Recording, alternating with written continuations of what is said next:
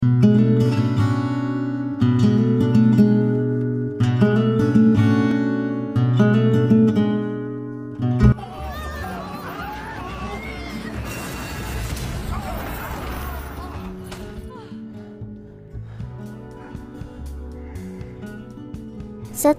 pertandingan tarik tambang yang begitu dramatis, kini jumlah peserta tersisa 40 orang. Tim preman Doksu heran melihat tim Gi-hun yang bisa memenangkan pertandingan tersebut. Kini tim Gi-hun mendapatkan 2 anggota wanita baru. Yang pertama adalah seorang gadis yang sepertinya sebaya dengan Kang Se-byok.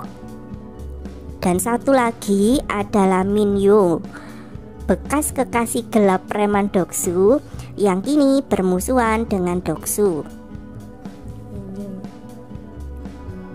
Min-yu adalah tipe wanita yang sangat banyak omong dan sedikit menyebalkan. Setiap tim mulai mempersiapkan diri untuk berjaga-jaga jika malam ini akan ada perkelahian lagi. Tim Gi-hun memutuskan untuk saling melindungi dan bergantian untuk berjaga malam. Saat 3 tim lain mulai membuat perlindungan, tim preman Doksu malah berlatih untuk berkelahi. Preman Doksu mencoba menggoda Gi-hun, namun perkataan Gi-hun membuat Doksu sadar bahwa menjadi orang yang paling kuat justru membuat dirinya harus lebih waspada, karena bisa jadi anggotanya sendiri ingin membunuhnya. Sadar akan nasihat Gi-hun, akhirnya preman Doksu memutuskan bahwa malam ini tidak ada perkelahian. Di sisi lain, beberapa staf dan peserta yang berprofesi sebagai dokter mulai melakukan pembedahan kepada mayat-mayat untuk dicuri organnya. Saat jam tidur tiba, semua peserta mulai beristirahat. Sang-woo dan Ali mendapatkan giliran jaga pertama. Mereka saling menceritakan alasan mengikuti game berbahaya ini. Ali sangat berterima kasih kepada Sang-woo karena selama ini Sang-woo telah baik padanya. Kemudian giliran Gi-hun dan kakek 001 menggantikan mereka untuk berjaga. Gi-hun adalah orang yang paling akrab dengan kakek 001. Saat itu kakek 001 sedikit mengalami demam, sehingga tidak bisa menemaninya berjaga. Gi-hun dibantu oleh Se-byok untuk merawat kakek 001. Dan Se-byok pun akhirnya menggantikan kakek 001 untuk menemani Gi-hun berjaga. Di sisi lain, gerombolan staf yang mencuri organ sedikit mengalami masalah pribadi antar satu dengan yang lain.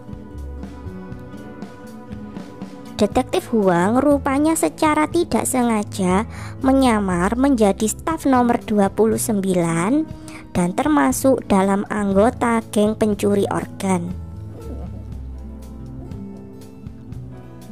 Dokter bedah tersebut dikritik oleh staf karena kinerjanya mulai lambat, dan tempo hari sempat melakukan kesalahan sehingga organ yang mereka curi tidak bisa mereka jual. Dokter bedah kesal dengan perkataan para staf, namun dia tidak ada pilihan lain karena dia pun membutuhkan informasi tentang game berikutnya dari para staf. Detektif Huang yang sedang menyamar mengamati dengan hati-hati semua kegiatan yang ia lihat. Dan kemudian dia sedikit kaget mendengar cerita tentang mayat yang tempo hari dicongkel matanya. ternyata mayat tersebut hanya memiliki satu ginjal saja. Setelah proses bedah selesai, detektif Huang dan satu orang lainnya bertugas mengantarkan organ-organ tersebut. Dokter bedah yang selesai melakukan tugasnya menjadi sangat marah ketika dia tidak mendapatkan informasi tentang game berikutnya. Dan terjadilah perkelahian di antara mereka.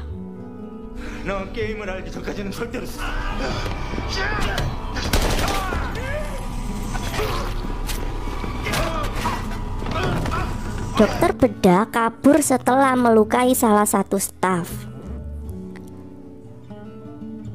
Sementara itu, detektif Huang yang sudah ketahuan bahwa dia adalah staf nomor 29 yang palsu, mencoba mencari tahu tentang mayat yang hanya memiliki satu ginjal dengan mengancam staf nomor 28. Detektif Huang merasa mayat tersebut adalah kakaknya yang selama ini ia cari, karena kakaknya telah menyumbangkan satu ginjal untuk dirinya. Staf nomor 28 mengatakan bahwa mayat tersebut adalah perempuan. Dan setelah mendengar hal tersebut, detektif Huang langsung membunuh staf nomor 28 hingga tewas. Di sisi lain, dokter bedah dan satu staf lain mulai bernegosiasi agar mereka berdua selamat dan tidak ketahuan. Namun, tiba-tiba Tuan Takur datang dengan staf yang lain dan menembak staf yang mencuri organ tersebut. Tuan Takur tidak peduli dengan praktek jual beli organ yang telah staf-staf tersebut lakukan. Namun, dia tidak bisa mentolerir kecurangan yang dilakukan oleh staf dan dokter bedah tersebut. Dan kemudian dokter bedah tersebut tewas dihujani tembakan oleh staf panitia. Tuan Takur dan staf-staf yang lain melakukan pencarian untuk dua staf yang kabur, yakni staf nomor 28 dan 29.